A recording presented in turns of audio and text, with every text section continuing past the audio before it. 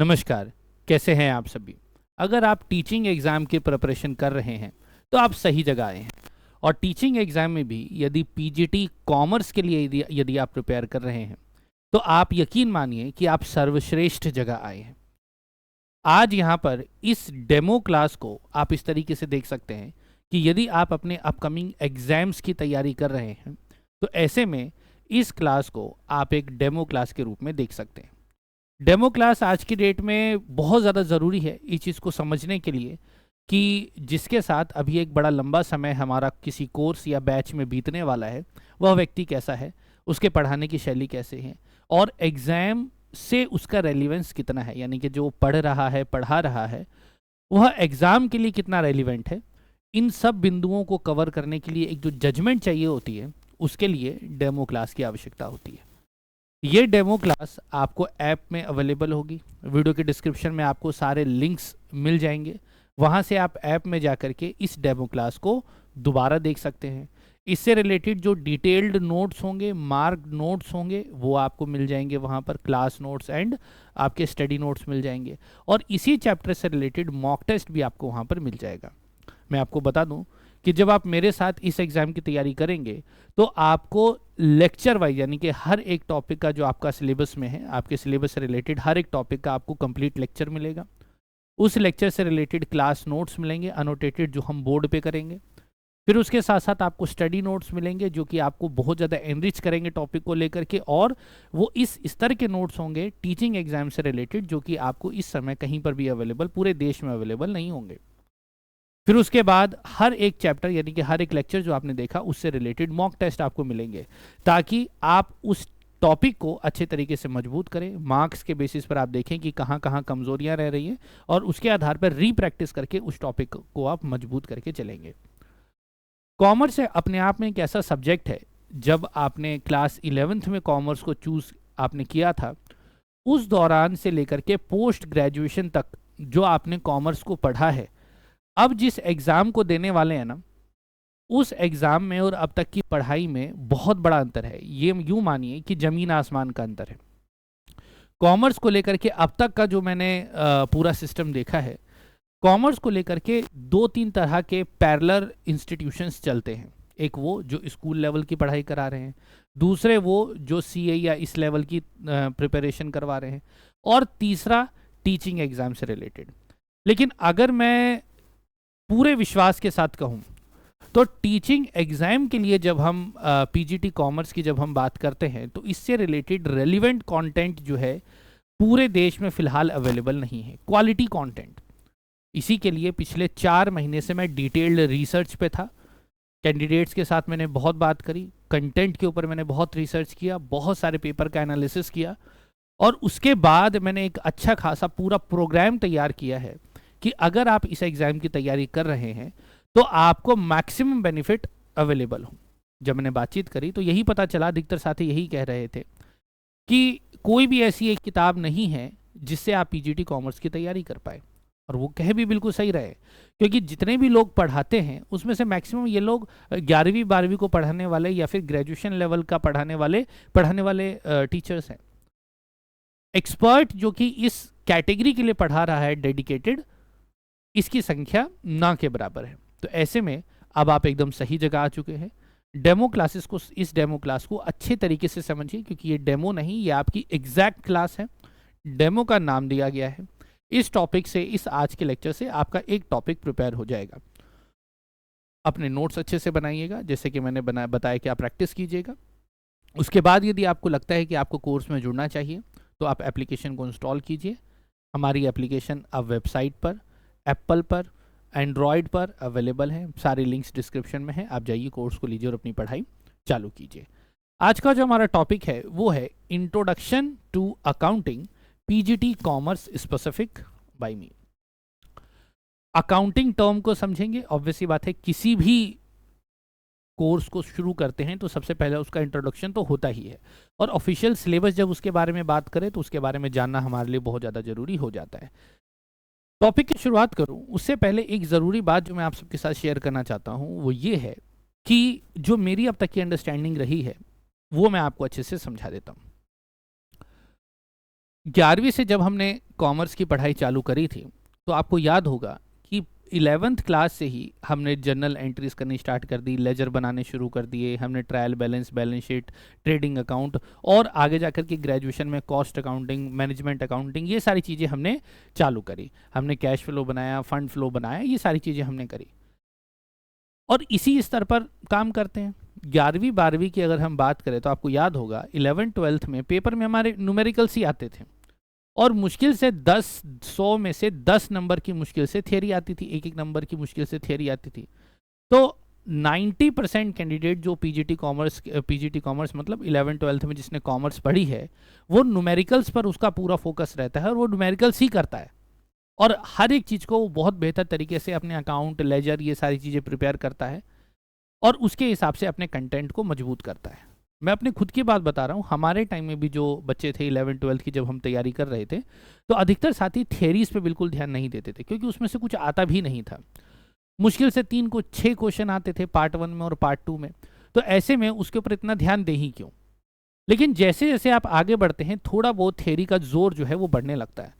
लेकिन जब आप इस एग्ज़ाम में आते हैं, खासकर टीचिंग एग्ज़ाम में आते हैं, तो आप यहाँ पर ये मान के चलिए कि अगर आपके पेपर में 100 क्वेश्चन आते हैं तो 100 में से 95 क्वेश्चन जो होंगे वो आपके थियरी बेस्ड होंगे, थियरी बेस्ड होंगे। यानी कि अब तक जितनी भी कैलकुलेशंस आपने सीखी हैं, जितनी भी अकाउंट्स वगैरह आपको बनाना आता है, कोई समस्या वाली बात नहीं है, वो आपकी नॉलेज को मजबूत करेगा, लेकिन केवल उस ज्ञान के दम पर आप इस एग्ज़ाम को क्लियर नहीं कर पाएंगे, पहली बात। दूसरा, ऐसे कैंडिडेट जिन्होंने 11th 12th तो पढ़ाई कर ली स्कूल में, फिर उसके बाद वो ग्रेजुएशन और पोस्ट ग्रेजुएशन उन्होंने ओपन से करी है, तो ओपन से करने के बाद लगभग 5 साल ये हो गए, उसके बाद की ज़िंदगी अलग चलती है। तो ऐसे में उनका प्रैक्टिस से हाथ छूट जाता है, बहुत सारे अकाउंट्स वगैरह उनको बनाना नहीं आता। तो ऐसे में होता क्या है कि जब वो पीजीटी कॉमर्स के लिए अप्लाई करते हैं तो उनको ऐसा लगता है कि अकाउंट बनाना तो उनको आता नहीं, या फिर कैलकुलेशन बहुत कमज़ोर हो चुकी है, तो ऐसे में कैसे काम करें। और यहाँ पर दूसरी तरफ ऐसे भी कैंडिडेट हैं जो सीए की तैयारी कर रहे हैं और वो लोग इस एग्ज़ाम को दे रहे हैं, तो ऐसे में हम उनसे कैसे कम्पीट करेंगे। तो इन सब चीज़ों को निचोड़ करके जब एक एस्पिरेंट के रूप में आप देखते हैं, तो मैं आपको बता दूं कि अगर आप जो आपने पढ़ाई छोड़ रखी है, तो भी आप मान के चलो इस एग्ज़ाम को आप बड़े ही आसानी से निकाल सकते हो। अगर आपको सारे अकाउंट बनाने आते हैं तो भी कोई गारंटी नहीं है कि आप इस एग्ज़ाम को निकाल पाएंगे। इन दोनों का अर्थात ये है कि ये पेपर के अंदर जो क्वेश्चंस पूछे जाते हैं वो बिल्कुल जो नॉर्मेटिव तैयारी होती है उससे बिल्कुल अलग होते हैं। यानी कि जो 11th 12th में पढ़ा है, जो सीए की के लिए करते हैं, उससे एकदम अलग तरह के क्वेश्चंस इसमें आते हैं जो कि बिल्कुल थियरी बेस्ड होते हैं। और थियरी बेस्ड होने की वजह से आपका कंसेप्चुअल, यानी कि कोई चीज़ क्या है, अकाउंटिंग स्टैंडर्ड्स के अंदर क्या है, क्या चीज़ सही है, क्या चीज़ गलत है, अकाउंटिंग प्रिंसिपल्स क्या होते हैं। जैसे मान के चलिए हम फाइनल अकाउंट्स की ही बात करते हैं, तो फाइनल अकाउंट्स में जैसे हमने ट्रेडिंग अकाउंट बनाया, प्रॉफिट एंड लॉस अकाउंट बनाया या बैलेंस शीट बनाई, तो अब 11th 12th या ग्रेजुएशन के अंदर आपने ये 3 अकाउंट्स बनाए, लेकिन हर एक की थियरी के बारे में बहुत ज़्यादा नहीं पढ़ा होगा। सीधा आपको पता चला, आपने अकाउंट्स बनाना स्टार्ट कर दिया, यहाँ पर एक भी क्वेश्चन इससे रिलेटेड नहीं आएगा, सारे के सारे थियरीज आएंगी कि ये ऐसा क्यों होता है, ये वो ऐसा क्यों होता है, इसकी पोस्टिंग कहाँ होगी, कौन सा इसमें से सही है, इसमें से कौन कौन सी बातें सही हैं, उस पर सही कीजिए, गलत कीजिए, ऐसे प्रश्न आएंगे। तो ऐसे में अगर किसी के अकाउंट्स बहुत स्ट्रांग है, मतलब न्यूमेरिकल्स बहुत स्ट्रांग है, तो कोई ज़रूरी नहीं ये नहीं निकाल पाएगा, मतलब कि कोई ज़रूरी नहीं है कि उसका थेरेटिकल बैकग्राउंड बहुत मजबूत हो। और दूसरा, जिसने बहुत दिनों से पढ़ाई छोड़ रखी है या ओपन से कर रखा है, तो उसको केवल थियरी ही पढ़नी है, तो अगर वो थियरी पढ़ेगा और बहुत ज़्यादा उसके पास सपोर्ट नहीं है, तब भी वो पढ़ के एग्ज़ाम को क्लियर कर सकता है। तो ऐसे में मैं यहाँ पर जब आपके साथ बात करूँगा और हमारी जो जर्नी आगे चलेगी वो कम्प्लीटली फोकस्ड होगी टीचिंग एग्ज़ाम को लेकर के। बिल्कुल भी हम लोग ये बात नहीं करेंगे कि 11th 12th में क्या होता है, ग्रेजुएशन पोस्ट ग्रेजुएशन में क्या होता है। हम वही बात करेंगे कि अब तक की जो हमने पढ़ाई करी है उसके बेसिस पर आज एग्ज़ाम में क्या नीड है, यानी कि आज पेपर की क्या नीड है, आपके सब्जेक्ट की क्या नीड है, हम केवल उसको कवर करेंगे, ठीक है। और इसी बलबूते पर हम इस एग्ज़ाम को क्लियर करके चलेंगे। तो it is the topic accounting, कि अकाउंटिंग क्या होती है, इसको चलिए अब हम डाइव इन करते हैं। अब जो पूरी की पूरी बातचीत होगी वो कम्प्लीटली टॉपिक के ऊपर बेस्ड होगी। कोर्स क्या है, डेमो क्या है, सारी प्रैक्टिसेस के बारे में मैंने आपको इंट्रोडक्शन दे दिया है। एप्लीकेशन को आप जरूर इंस्टॉल करें। लगातार अपडेट्स के लिए टेलीग्राम को ज्वाइन करके रखिए, डिस्क्रिप्शन में लिंक है। चलिए, सबसे पहला, व्हाट इज़ अकाउंटिंग। कुछ ऐसी टर्म्स थी जो कि आपने बचपन में स्कूल में, यानी बचपन, अकाउंटिंग यानी कि कॉमर्स का बचपन 11th क्लास ही होती है, तो बचपन में आपने याद करी होगी क्या? Accounting is defined as the process of identifying, measuring, recording, classifying, summarising, analysing and interpreting financial transaction and communicating the results to the users to enable them to make informed judgement and decisions. जब हम 11th में थे, यानी कि मैं बात कर रहा हूँ इस समय 2009 की बात कर रहा हूँ, जिस समय मैं 11th में था उस समय बिजनेस, एंटरप्रेन्योरशिप, इन सब चीज़ों का स्कोप इतना ज़्यादा नहीं था। तो जब हम कॉमर्स की पढ़ाई करते थे तो बहुत ही क्लोज्ड एनवायरनमेंट में हम पढ़ाई करते थे, और बहुत ज़्यादा चीज़ें जो हम पढ़ रहे होते थे वो प्रैक्टिकली देख नहीं पा रहे होते थे। लेकिन उसी के साथ जब मैं कॉमर्स की चीज़ों को पढ़ता हूँ तो ऑब्वियसली बात है हमारे आसपास एक्सपोजर बहुत ज़्यादा बढ़ गया है, हमारी मैच्योरिटी का लेवल भी बहुत ज़्यादा बढ़ा है, तो बहुत सारी चीज़ें हम अपने आसपास होते हुए देखते हैं। तो टिप नंबर 1, अगर आप पीजीटी कॉमर्स के लिए तैयारी कर रहे हैं तो आपके आसपास घटित हो रही सारी बिजनेस एक्टिविटीज़ के बारे में आपको पता होना चाहिए। जैसे कि उदाहरण के लिए मैं शेयर मार्केट को लगातार देखता रहता हूँ कि किस समय कौन सा इंडाइस क्या कर रहा है, कौन से शेयर्स क्या कर रहे हैं, तो एक थोड़ी बहुत मूवमेंट क्या होती है उसके बारे में मुझे पता चलता है। कुछ इंडिकेटर्स होते हैं उसके बारे में पता चलता है, ठीक है। कुछ अलग अलग तरह के जैसे ऑप्शंस हो गए, फ्यूचर्स हो गए, कमोडिटी मार्केट हो गया, बीएसई हो गया, एनएससी हो गया, सेंसेक्स हो गया, इन सब, निफ्टी हो गया, इन सब चीज़ों के बारे में पता चलता है। कम से कम ये टर्म्स समझ में आती हैं, और अगर ये टर्म्स समझ में आती हैं तो यकीन मानिए पेपर के अंदर 2-4 क्वेश्चन तो इसी से आएंगे। इट मीन्स जो हम कर रहे हैं, यानी कि जब आप किसी शेयर को खरीदते हैं तो शेयर को खरीदने से पहले आपके दिमाग में क्या क्या कैलकुलेशन चलती है। क्या किसी की केवल सुन लेने पे आप शेयर खरीद लेते हैं, या फिर आप प्योर एनालिसिस करते हैं कि इसके शेयर को आखिर में क्यों खरीदूं, या फिर मैं अपनी हार्ड अर्न मनी को इसमें क्यों इन्वेस्ट करूं। उस समय आपके दिमाग में जो जो कैलकुलेशंस चल रही होती हैं, एक अकाउंटिंग का प्रिंसिपल यही कहता है कि मैं अपने पोटेंशियल इन्वेस्टर का मतलब वह व्यक्ति जिसने आपको पैसा नहीं दिया है, जो पैसा देने वाला है, उस तक मैं कैसे वो जानकारी पहुंचाऊं और क्या जानकारी पहुंचाऊं जिससे वह मेरे बारे में जान पाए और कॉन्फिडेंट हो कि मुझे इस पर्टिकुलर कंपनी के अंदर इन्वेस्ट करना है। ठीक है, तो ये जो सबसे इंपॉर्टेंट चीज़ है, इस बिंदु को आपको दिमाग में रखना है। जब आप इस बात को ध्यान में रखेंगे तो अकाउंटिंग से रिलेटेड जो सारी इंपॉर्टेंट बातें हैं धीरे धीरे क्लियर होने लगेंगी। ऑब्वियस सी बात है हम पोस्ट ग्रेजुएशन करके यहाँ पर आए हैं, तो आप पहली क्लास में तो है नहीं, तो ऑब्वियस सी बात है बहुत सारी चीज़ें आपको पहले से पता होंगी, तो बहुत सारे टाँके मैं जोड़ता चलूँगा, उस चीज़ के ऊपर एक क्विक रिकैप सा होता रहेगा। लेकिन ये बात आपको बार बार ध्यान में रखनी है कि आपको लगभग पता चीज़ें सारी हैं, लेकिन एग्जाम ओरिएंटेड हो सकता है कि चीज़ें आपको ना पता हो। तो जिन जिन टर्म्स को पहले आपने केवल ओवरव्यू किया है, आज उसके ऊपर इन डेप्थ काम करने की ज़रूरत है। ठीक है, तो अकाउंटिंग क्या है? अकाउंटिंग एक प्रक्रिया है, यानी कि अकाउंटिंग एक प्रोसेस है जिसके अंदर हम क्या करते हैं, आइडेंटिफाई करते हैं, पहचान करते हैं। ठीक, पहचान करते हैं, क्या करते हैं, पहचान करते हैं। इस टर्म को समझने के लिए सबसे पहले हमें ज़रूरत है कि हम अपने माइंड के अंदर, यानी कि अभी और अभी से लेकर के इस पूरे कोर्स के एंड तक आप ये मान के चलेंगे कि आप मल्टीपल रोल प्ले कर रहे हैं एज अ बिजनेस ओनर। तो बिजनेस ओनर या एंटरप्रेन्योर या कंपनी के सीईओ, जैसे जैसे कॉन्टेक्स्ट चेंज होगा उसी के हिसाब से आप अपने रोल को देखते चलेंगे, और उसके हिसाब से जब आप इन टर्म्स को देखेंगे तो ज़्यादा बेहतर तरीके से आपको समझ में आएगा। जब मैं कॉन्टेक्स्ट की बात करता हूं तो कॉन्टेक्स्ट का मतलब है आप बिल्कुल सोल प्रोप्राइटर से, यानी कि जहां पर एकल स्वामित्व, एक व्यक्ति जब अपनी दुकान खोल के बैठता है, वहां से लेकर के एक जॉइंट स्टॉक कंपनी तक की हम बात करेंगे। हम गवर्नमेंट अंडरटेकिंग्स की भी बात करेंगे कि जब एक सरकारी उपक्रम किस तरीके से चलता है, या फिर एक जॉइंट स्टॉक कंपनी किस तरीके से चलती है, प्राइवेट कंपनी किस तरीके से चलती है, पार्टनरशिप किस तरीके से चलता है, एक जॉइंट सेक्टर किस तरीके से चलता है, जॉइंट वेंचर किस तरीके से चलता है, या फिर एक हिंदू अनडिवाइडेड फैमिली जो बिजनेस है वो किस तरीके से चलती है, या फिर एक कोऑपरेटिव सोसाइटी कैसे चलती है।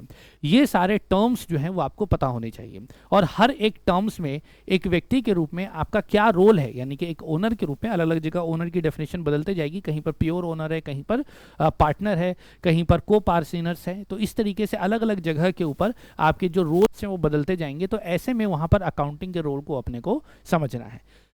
सबसे पहले हम बात करते हैं सोल प्रोप्राइटर की। सोल प्रोप्राइटर का मतलब जहां पे केवल एक बंदे से काम चल रहा है और इसकी लाइबिलिटी क्या है, अनलिमिटेड लाइबिलिटी है। तो यह व्यक्ति, यानी कि आपने एक परचूने की दुकान खोल ली, पान की दुकान खोल ली, या फिर कुछ भी आपने एक छोटी सी दुकान खोल ली, वो आपका सोल प्रोप्राइटरशिप हो गया। सोल मतलब होल एंड सोल आप हैं। वैसे तो अगर हम पॉलिसीज़ की बात करें तो एक सोल प्रोप्राइटर को किसी भी तरह के अकाउंट्स को बनाने की ज़रूरत नहीं है। क्यों? क्योंकि वह पूरा धंधा खुद चला रहा है, तो उसको अपने धंधे के बारे में सब कुछ पता है। अगर वह अपनी बात बाकी लोगों को बताएगा तो क्यों बताएगा? ना ही उसको किसी से पैसा चाहिए, क्योंकि वो अकेला है। जिस दिन उसको पैसा चाहिए होगा ऑटोमेटिक वो सोल प्रोप्राइटर खत्म हो जाएगा, वो पार्टनरशिप बन जाएगा। वो अपने घर से पैसा लगाता है और कल को लॉस हुआ तो घर की सारी संपत्ति भी उसको बेचनी पड़ जाती है। तो ऐसे में उसके ऊपर बहुत ज़्यादा ऐसा प्रेशर नहीं है कि आप अकाउंट्स बनाओ। लेकिन क्या सोल प्रोप्राइटर भी अकाउंट्स बना सकता है? तो इसका जवाब है हाँ, बना सकता है। क्यों नहीं बना सकता? अगर उसको अपनी सारी डिटेलिंग रखनी है तो वह जो है अपने अकाउंट्स बना सकता है। अब इस चीज़ को यदि समझना हो तो अब इन टर्म्स को हम पकड़ के चलते हैं। अकाउंट्स बनाने का मतलब ये है कि मेरी जो दिनचर्या है, यानी कि जो मेरा लेन देन हो रहा है, उस लेन देन की मुझको डिटेल्स रखनी है। और लेन देन की डिटेल्स में क्यों रखूंगा? Why I will keep records of all transaction, ताकि महीने के अंत में, हफ्ते के अंत में या साल के अंत में मुझे पता चले कि मेरा पूरे साल का, पूरे महीने का, पूरे हफ्ते का क्या धंधा रहा है। मैंने इतनी मेहनत करी, मैंने इतना पैसा लगाया, कहाँ पर क्या पैसा लगाया और मुझे क्या रिटर्न मिला। क्या मुझे फ़ायदा हुआ, या मैंने जितना सोचा था उतना फ़ायदा हुआ, या फिर मुझे नुकसान हुआ? अगर नुकसान हुआ तो क्यों हुआ? इन सारी चीज़ों की जानकारी को प्राप्त करने के लिए हमारे पास एक कंसोलिडेटेड डिटेल्स होनी चाहिए, जो कि एक एक ट्रांजैक्शन को रिकॉर्ड करके बाद में कंसोलिडेटेड शीट मिलती है। अगर हम एक एक ट्रांजैक्शन को रिकॉर्ड नहीं करेंगे तो अल्टीमेटली आखिरी में हम वो कंसोलिडेटेड रिकॉर्ड तो प्राप्त कर ही नहीं पाएंगे। और अगर वो कंसोलिडेटेड रिपोर्ट, जैसे कि प्रॉफिट एंड लॉस अकाउंट और बैलेंस शीट अगर हमारे पास नहीं है, तो हमें कैसे पता चलेगा कि हमारी क्या स्थिति है? यानी कि एक कुल मिलाकर के अगर मैं अकाउंटिंग को छोटे शब्दों में बताऊं तो छोटी छोटी एंट्रीज, यानी कि डेली एंट्रीज को रिकॉर्ड करने से लेकर के आखिरी में प्रॉफिट एंड लॉस अकाउंट और बैलेंस शीट तक पहुंचना है। ठीक है। अब बैलेंस शीट यदि मुझे चाहिए तो वहां तक पहुंचने के लिए मेरे को अब दिनचर्या की एक्टिविटी में क्या करना पड़ेगा, ये डेफिनेशन उसी से बनी है।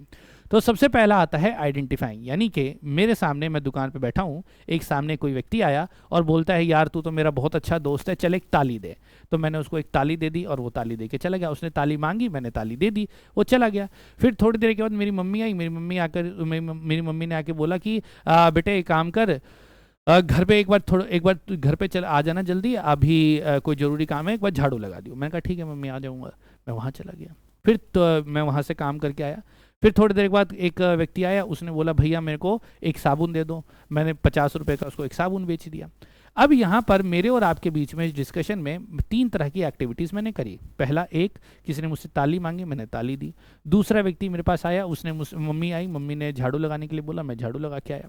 तीसरे व्यक्ति ने मेरे से साबुन मांगा, मैंने उसको साबुन दे दिया, बदले में 50 रुपये ले लिए। तो अब ये जो 3 अलग अलग तरह की एक्टिविटीज़ हुई, तो इन 3 एक्टिविटीज़ को समझने के लिए इनको मैं डिवाइड करूंगा 2 अलग अलग तरह की एक्टिविटी में। एक इकोनॉमिक एक्टिविटी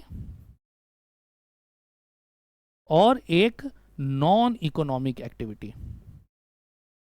ठीक है। इकोनॉमिक और नॉन इकोनॉमिक का मतलब क्या है? इकोनॉमिक मतलब जिसमें पैसा जुड़ा हुआ है, और नॉन इकोनॉमिक मतलब जिसमें पैसा नहीं जुड़ा हुआ है। तो नॉन इकोनॉमिक एक्टिविटी कौन कौन सी है? जिसमें मैंने ताली दी, यानी कि जिसमें मैंने ताली दी यानी कि क्लैप किया, और दूसरा जिसमें मैंने हेल्प करी। ये 2 मेरी नॉन इकोनॉमिक एक्टिविटी थी। इकोनॉमिक एक्टिविटी क्या था? सेलिंग द सोप, यानी कि जो मैंने साबुन को बेचा 50 रुपये में, पैसे के बदले जो बेचा, वह मेरी इकोनॉमिक एक्टिविटी हुई।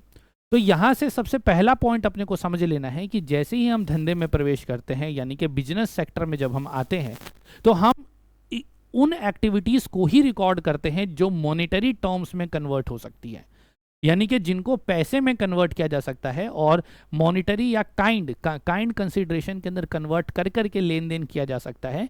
केवल उन्हीं एक्टिविटीज़ को हम यहाँ पर इंक्लूड करते हैं। और यहीं से आपका इस एग्जाम का पहला क्वेश्चन प्रिपेयर हो जाता है कि what is economic and non economic activities. Paper में ये डायरेक्ट प्रश्न भी आता है कि इसमें से पहचानिए कि इसमें से इकोनॉमिक एक्टिविटी कौन सी है या नॉन इकोनॉमिक एक्टिविटी कौन सी है, या फिर उसमें से ये आता है कि identify activities and identify bye economic activities. तो वहाँ पे 4 ऑप्शंस होंगे, इसमें लिखा जैसे मैंने 3 बातें बताई वैसे लिखा होगा, और नीचे आंसर होगा ओनली 1, ओनली 2, 1 एंड 2, 1 एंड 2, 3, 4 सारा। इस तरीके से आपको चूज़ करना पड़ेगा। तो ये एक बेसिक कंसेप्ट है, उसके ऊपर आ गया। यानी कि हम दुनिया भर की जो ह्यूमन एक्टिविटीज़ होती हैं उन एक्टिविटीज़ में से हमने उन एक्टिविटीज़ में से हमने वो वाली एक्टिविटीज़ पकड़ी जिसमें पैसा जुड़ा हुआ है, यानी कि जिसके अंदर इकोनॉमी जुड़ी हुई है। इकोनॉमिक एक्टिविटी को हम क्या करेंगे, आइडेंटिफाई करेंगे। यानी कि हमने सबसे पहले ये देखा कि कौन सी इकोनॉमिक एक्टिविटी हुई है। मेरे पास 3 एक्टिविटी हुई जिसमें पता चला साबुन बेचने वाली एक इकोनॉमिक एक्टिविटी थी, यानी कि मैंने उसको पहचाना। पहचानने के बाद मैंने उसको मेजर किया। मेजर मतलब मापा। किस में मापा, मॉनिटरी टर्म्स में मापा, यानी कि मौद्रिक रूप में मापा, पैसे में मापा। तो देखा कि मेरे साथ जो एक्टिविटी हुई पहली वाली क्या थी, केवल एक ताली दे दी। दूसरे में मैंने हेल्प के रूप में मैंने इसको देखा। तीसरे वाले को मैं मॉनिटरी टर्म्स में कन्वर्ट कर पा रहा हूँ, यानी कि तीसरी एक्टिविटी मेरी इंक्लूडेड है। मैंने उसको मेजर किया।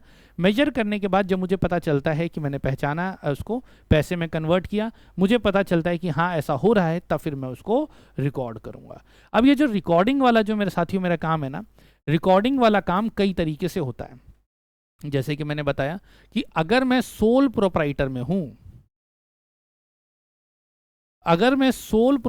हूं, तो मेरे पास, आपने देखा होगा परचूने की दुकान पे वो एक कॉपी रखते हैं, और उनके जो आसपास के पड़ोसी होते हैं जो उधार पर सामान लेकर के जाते हैं, जो कैश लेके जाता है उसका तो कोई हिसाब नहीं है। मतलब हर रोज़ शाम का गल्ला देखते हैं, सुबह देखते हैं कि भाई आज मैंने 500 रुपये के छुट्टे जो हैं उस गल्ले में रखे हैं, 500 रुपये नोट करके रखता है वो। और शाम को देखता है कि इसके अंदर मान लीजिए 5000 रुपये हैं, तो वो कहता है कि आज मेरी 4500 रुपये की बिक्री हुई है। सिंपल कैलकुलेशन है। लेकिन क्योंकि उधार के बिना तो ज़िंदगी चलेगी नहीं, ना दुकान चलेगी, तो क्या होता है कि वो एक बही अपने पास एक कॉपी रखता है, और जो जो पड़ोसी उसके यहाँ से सामान लेके जाते हैं, हर एक पड़ोसी का वो नाम का एक पेज बना देता है।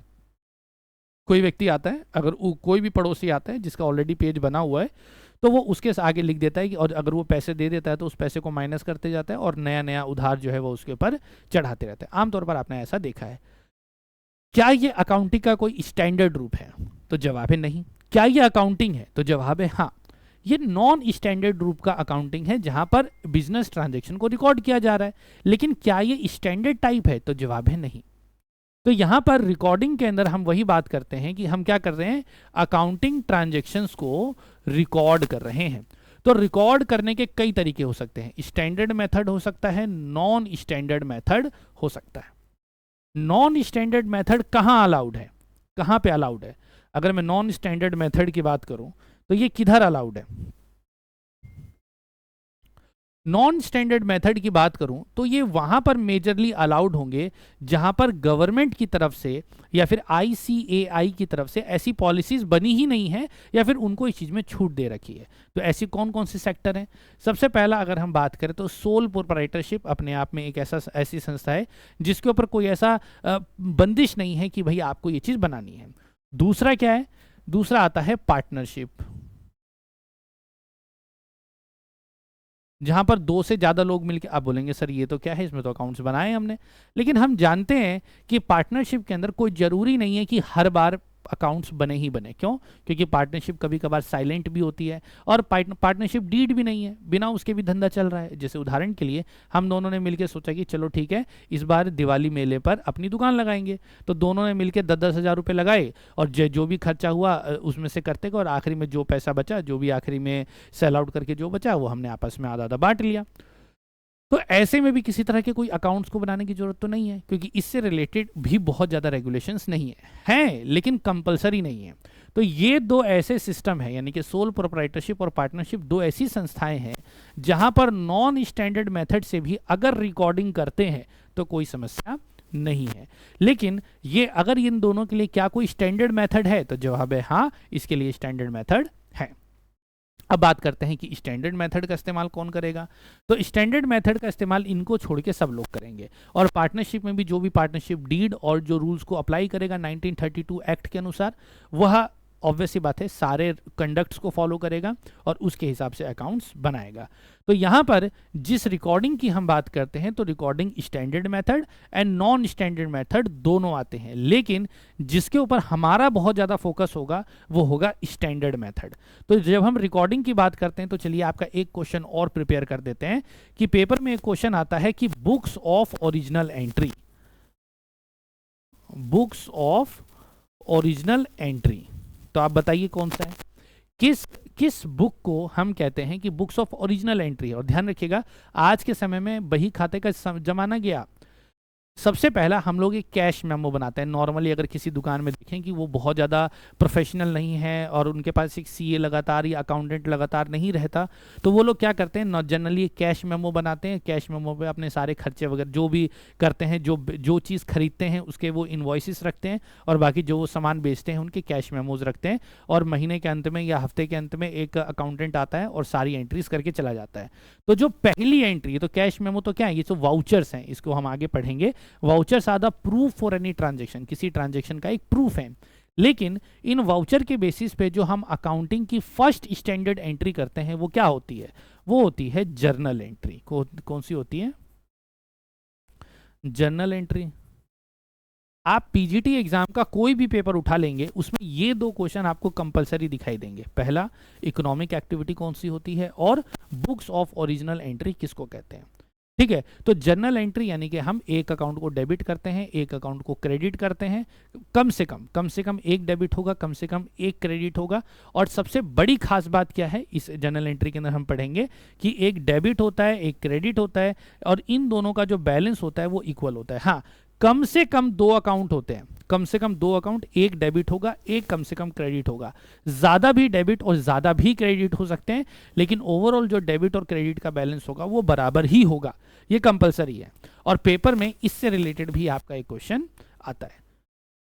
जब ये तो नॉर्मली हमारी जनरल एंट्री होगी, लेकिन कभी कभार मान के चलो ऊपर दो डेबिट और एक क्रेडिट है और इन दोनों का बैलेंस जब मैच करता है तो इस तरह की एंट्री को हम कंपाउंड एंट्री कहते हैं। क्या कहते हैं, कंपाउंड एंट्री। आप कहेंगे सर ये सब तो पता है, क्या ही बता रहे हो, उसके आगे हम सी लगा देते हैं। ठीक है, लेकिन पेपर में जब ये भाई साहब क्वेश्चन आएगा ना, उस समय आप चकरा जाओगे। क्यों, क्योंकि उस समय जो उसकी लैंग्वेज होगी वो थोड़ी अलग तरह की होगी। और पेपर में अगर आपका डिस्क्रिप्टिव टाइप का पेपर भी अगर आ जाता है तो ऐसे में अगर आपको डिटेल्ड एक्सप्लेनेशन नहीं पता तो आप लिख नहीं पाएंगे। ठीक है, और हाँ एक चीज़ और मैं बता दूं इस बिंदु पर कि कॉमर्स का जो स्टूडेंट होता है, out of my own personal experience, उसके ना पेशेंस बहुत कम होता है। वो बहुत जल्दी बहुत कम स्टेटमेंट से ज़्यादा इन्फॉर्मेशन निकालने की उसकी कोशिश रहती है हमेशा। ठीक है, जैसे एक साइंस का स्टूडेंट होता है तो साइंस के स्टूडेंट को एक लाइन के अंदर उसको इंटेंसली उसको पढ़ करके 50 बातें निकालनी होती हैं। ठीक है, लेकिन एक अकाउंट्स का स्टूडेंट 50 लाइनों में फटाफट उसको स्कीमिंग करके फटाफट उससे मैसेज निकालता है और तुरंत क्वेश्चंस को सॉल्व करता है। ये एक कॉमर्स के स्टूडेंट की खासियत होती है। लेकिन अभी जो आप कर रहे हैं मैं जानता हूँ इसमें बहुत पेशेंस की ज़रूरत होगी, लेकिन ये चीज़ भी मैं आपको बता दूं कि अगर आप ये नहीं करेंगे तो एग्जाम की प्रिपरेशन आपकी जीरो ही मान के चलिए, चाहे आपको कितना भी अकाउंट्स आता हो। रिकॉर्ड कर लिया, यानी कि हमने बुक्स ऑफ ओरिजिनल एंट्री में हमने रिकॉर्डिंग कर ली। रिकॉर्ड करने के बाद फिर हम क्लासीफाई करते हैं। क्या कैसे करते हैं क्लासीफाई, याद करो। क्लासीफाइंग का मतलब हम लेजर अकाउंट बनाते हैं। बनाते हैं कि नहीं बनाते हैं। हमने सारी जनरल में क्या है, जो भी आता गया, जो भी पर्चा उठाया कि भाई फलाने को ये सामान बेच दिया तो कैश अकाउंट डेबिट टू ये कर दिया, किसी से कोई सामान खरीद लिया तो dash account debit to dash कर दिया, कैश में खरीदा तो कैश में, क्रेडिट पे खरीदा तो क्रेडिट पे, उसके हिसाब से एंट्री होते रहती है, ये हम जानते हैं। लेकिन उन लेजर्स को फिर हम क्या करते हैं, उन जर्नल एंट्री से हम क्या करते हैं, लेजर अकाउंट्स बनाते हैं। तो लेजर अकाउंट क्या है, वर्गीकृत अकाउंट्स हैं। अगर हमने एक कैश अकाउंट बना दिया, कैश का एक लेजर बना दिया, तो कैश में उस पर्टिकुलर टर्म के अंदर कैश से रिलेटेड जितनी भी एंट्री, जितने भी ट्रांजेक्शन हुए होंगे वो सब उसमें जाएंगे। जाएंगे कि नहीं जाएंगे। ठीक है, वही परचेज अकाउंट बना दिया तो परचेज से रिलेटेड सारी एंट्रीज उसमें जाएंगी। ध्यान रखिएगा, जैसे कैश अकाउंट हो गया, परचेज अकाउंट हो गया, सेल्स अकाउंट हो गया, इन सब लेजर्स को, वैसे तो लेजर कितने भी हो सकते हैं, लेकिन ये जो खासकर लेजर हैं इनको स्पेशल बुक्स भी कहते हैं। क्या कहते हैं इनको, स्पेशल बुक्स। पेपर में इसके ऊपर भी प्रश्न आता है। तो हमने लेजर अकाउंट बना दिया। लेजर अकाउंट बनाने के बाद फिर हमने क्या कर दिया, समराइज कर दिया। समराइज करने का मतलब धीरे धीरे आपको याद आएगा कि ये क्या होता है। समराइज करने का मतलब पहले दुनिया भर की एंट्रीज है, दुनिया भर की एंट्रीज से हमने मेजर अकाउंट्स बना लिए जिनको हमने लेजर अकाउंट कहा।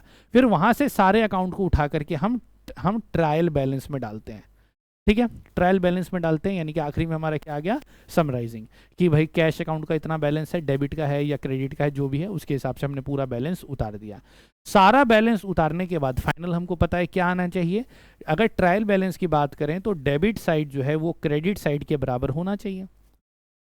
अगर ऐसा नहीं होता है यानी कि कहीं ना कहीं कोई ना कोई गड़बड़ी है। खैर अगर बराबर भी हो जाए तो गड़बड़ी की संभावना रहती है, जो कि हमने एरर में पढ़ा, जैसे कि कंप्लीट एरर, अगर कोई एंट्री ही ओमिट हो गई है या फिर हमने कोई कॉम्पनसेटिंग एरर कर दिया है या प्रिंसिपल का एरर कर दिया है, तो कभी कभार क्या होता है कि यहाँ पर बैलेंस आपको बराबर ही दिखाई देता है। तो ऐसे में फिर बाद में हम देखते हैं, लेकिन कुछ कुछ ऐसी गलतियाँ होती हैं जिससे अगर पोस्टिंग गलत हो जाए या कमीशन का एरर हो जाए, तो ऐसे में कभी कभार ट्रायल बैलेंस इम्बैलेंस होता है, और यदि इम्बैलेंस है तो कहीं ना कहीं गड़बड़ी है।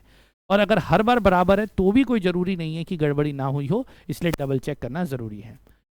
समराइज करके हमने ट्रायल बैलेंस बना दिया। फिर आता है एनालाइजिंग। एनालाइज हम किसको करेंगे, एनालाइज हम फाइनेंशियल स्टेटमेंट्स को करेंगे। तो फाइनेंशियल स्टेटमेंट का एनालिसिस मतलब हमारा पहले P&L अकाउंट आ गया, ठीक है, फिर उसके बाद हमारी बैलेंस शीट आ गई।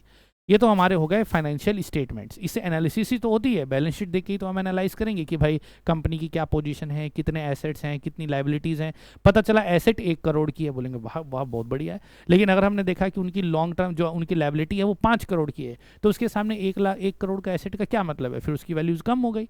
तो यही चीज़ अपने को देखनी है, हमने यहाँ से एनालाइज किया। इसके अलावा एनालिसिस के और बहुत सारे टूल्स हैं, हम एडवांस्ड लेवल पर कर रहे हैं। तो जैसे कि हमारा रेशियो एनालिसिस होता है, हमारा कंपैरेटिव एनालिसिस होता है, हमारा ट्रेंड एनालिसिस होता है, कैश फ्लो एनालिसिस होता है और फंड फ्लो एनालिसिस होता है। ये सारे एनालिसिस हम लोग करते हैं जिससे हमें किसी कंपनी के बारे में पता चलता है। हमें मतलब यदि हम इन्वेस्टर हैं तो, और यदि हम कंपनी के अंदर के बंदे हैं तो हमें पता चलता है कि हमारी कंपनी कैसे काम कर रही है, ताकि हम क्या कर पाएँ, बेहतर डिसीजंस ले पाएँ और अपने आगे आने वाले समय के लिए और बेहतर प्लान्स बना पाएँ। ठीक है, एनालाइज कर दिया। एनालाइज करने के बाद इंटरप्रेट करना है, यानी कि यहाँ से क्या आउटकम्स निकले हैं, क्या आउटकम्स निकले, यानी कि क्या रिजल्ट निकल रहा है, क्या दिख रहा है। जैसे कि करंट रेशियो मान के चलो 2:1 आ रहा है, या करंट रेशियो मान के चलो 5:1 आ रहा है, या करंट रेशियो मान के चलो 1:10 आ रहा है। तो इन सब के अपने अलग अलग मायने हैं। अगर 2:1 आ रहा है तो हम कहेंगे भाई अपनी कंपनी बिल्कुल बढ़िया चल रही है, कोई दिक्कत वाली बात नहीं है। अगर करंट रेशियो 5:1 चल रहा है तो हम कहेंगे कि हमारी कंपनी में करंट एसेट्स बहुत है, देखने में बहुत अच्छा लग रहा है, लेकिन ऐसा हो सकता है कि अब हम करंट एसेट्स अगर 5:1 है तो हम लिक्विड एसेट्स देखेंगे कि लिक्विड एसेट्स कितनी है। अगर पता चला कि लिक्विड एसेट तो 1:1 है और करंट एसेट 5:1 है, मतलब पता चल रहा है कि कैश तो ठीक है, लेकिन अभी हमारा सिस्टम क्या है, हमारे पास अनसोल्ड इन्वेंट्रीज बहुत ज़्यादा है, ऐसा हो सकता है। तो इस वजह से दिक्कत भी है। तो कभी कभार बहुत ज़्यादा देख के भी बहुत ज़्यादा फायदा नहीं होना चाहिए, ये भी इनएफिशिएंसी को दिखाता है। तो फिर दूसरी तरफ हम देखेंगे जैसे 1:10 आ रहा है, मतलब पता चल रहा है कि करंट रेशियो 1:10 है, मतलब हमारी करंट लायबिलिटीज़ तो बहुत ज़्यादा है, तो ये बड़ी समस्या वाली बात है। ये जो हम रिजल्ट्स निकाल पा रहे हैं ये इंटरप्रिटेशन आता है। तो ये सारा काम जब हम कर लेते हैं किसको, फाइनेंशियल ट्रांजेक्शन को, जो कि अभी मैंने शुरू से आपको बताया। जब हम ये काम कर लेते हैं फिर क्या करते हैं, जो रिजल्ट आता है हम उसको कम्युनिकेट करते हैं, यानी कि वो रिजल्ट हम सबको बताते हैं। क्योंकि ये एनालिसिस करने का काम कोई सामान्य व्यक्ति नहीं करता है, एक अकाउंटेंट करता है। अकाउंटेंट हो गया, सीएस हो गए, वो इस काम को करते हैं। तो वो ये रिजल्ट को आगे बताते हैं। किसको बताएंगे, ऑब्वियस सी बात है जो धंधा चला रहा है उसको, और जिसको उस धंधे से जिसकी दरकार है उसको बताएगा। यानी कि वो स्टेटमेंट जब बिजनेस के मैनेजर को पता चलती है तो उसको समझ में आता है कि मेरी कंपनी में ये चीज़ें हैं, ये अच्छाइयाँ हैं, ये गड़बड़ियाँ हैं, तो वो उसके अनुसार प्लान्स करता है और उसके हिसाब से आगे इंटरवेंशन करता है और कंपनी को बढ़िया चलाता है। वहीं दूसरी तरफ वो इंटरप्रिटेशन आम जनता को भी चाहिए होती है। अगर वो आम जनता, मतलब कई सारे केसेस में अगर बहुत बड़ी कंपनी है, जॉइंट स्टॉक कंपनी है, तो अगर शेयर होल्डर्स हैं या पोटेंशियल इन्वेस्टर है उनको वो चीज़ चाहिए। यानी कि हम अगर इन्वेस्टर हैं तो हमको बैलेंस शीट देखनी है, बैलेंस शीट से ही तो हम अंदाज़ा लगाएंगे ना कि ये कंपनी की ये फाइनेंशियल पोजीशन है, इन्वेस्ट करना चाहिए या नहीं करना चाहिए। आंख बंद करके तो करेंगे नहीं, और आंख बंद करके करेंगे तो वो तो जोखिम है, ठीक है, वो तो गैम्बलिंग है, तो गैम्बलिंग तो इसके अंदर आती नहीं है। ठीक है, वहीं दूसरी तरफ अगर कोई ज़रूरी नहीं है कि मान के चलो बड़े बिजनेसेस भी नहीं, अगर छोटे बिजनेसेस की भी बात करें, पार्टनरशिप की ही बात कर लें, अगर स्टैंडर्ड तरीके से वो चीज़ें बना रहे हैं, या फिर आगे हम और चीज़ों की बात करें, HUF की बात करें या कोऑपरेटिव सोसाइटीज़ की बात करें, तो भी फाइनेंशियल जो अकाउंट या इंटरप्रिटेशन होती है उसकी बहुत ज़रूरत होती है। क्यों? क्योंकि जैसे क्रेडिटर्स होते हैं, यानी कि जो हमको उधार पर सामान देते हैं, अगर मेरा कोई फाइनेंशियल रिकॉर्ड है ही नहीं, अगर मैं किसी से उधार मांगने जाऊँगा तो ऑब्वियस सी बात है वो मेरी रीपेमेंट कैपेसिटी को देखेंगे कि कि यदि मैं इसको पैसा देता हूँ, लोन पे देता हूँ, या मैं उसको उधार सामान दे देता हूँ उधार पे, तो मेरी चीज़ वापस आएगी कि नहीं आएगी, मतलब मेरे पास पैसे वापस आएंगे कि नहीं आएंगे, इसको रीपेमेंट कैपेसिटी कहते हैं। तो उसकी रीपेमेंट कैपेसिटी चेक की जाती है, यानी कि क्रेडिट वर्दीनेस चेक करी जाती है। अब क्रेडिट वर्दीनेस जो एक आइटम है जो मैंने बताया, क्रेडिट वर्दीनेस है, इस चीज़ को एनालाइज करने के लिए बहुत सारी क्रेडिट रेटिंग एजेंसीज हैं।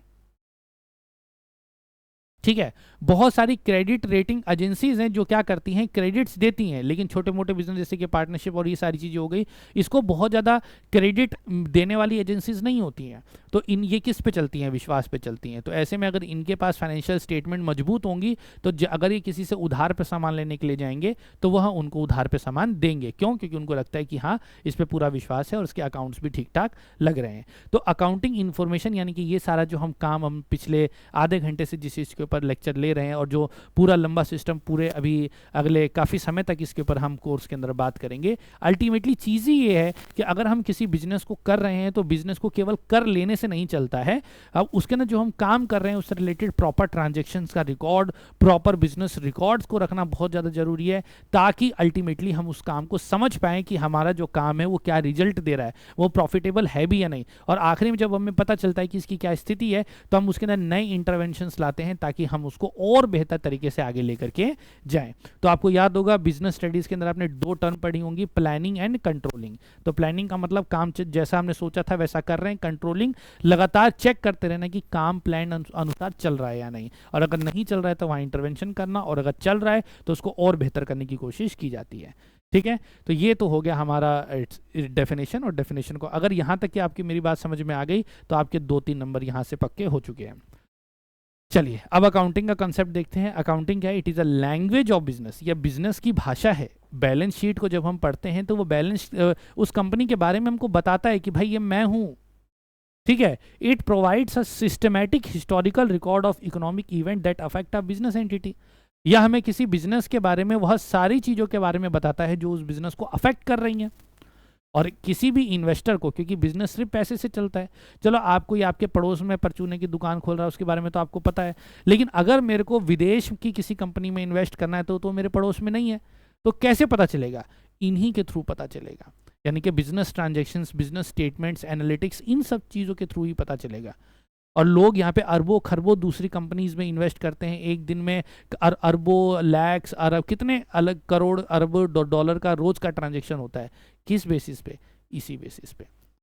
तो ये कोई बहुत छोटी चीज़ नहीं है, इस बेसिस पे पूरी दुनिया चल रही है, यानी कि इस ट्रेड के ऊपर या फिर इस तरह के बिजनेस ट्रांजेक्शन्स के ऊपर पूरी दुनिया चल रही है। तो इसकी एक गहरी और अच्छी समझ होना बहुत ज़्यादा ज़रूरी है।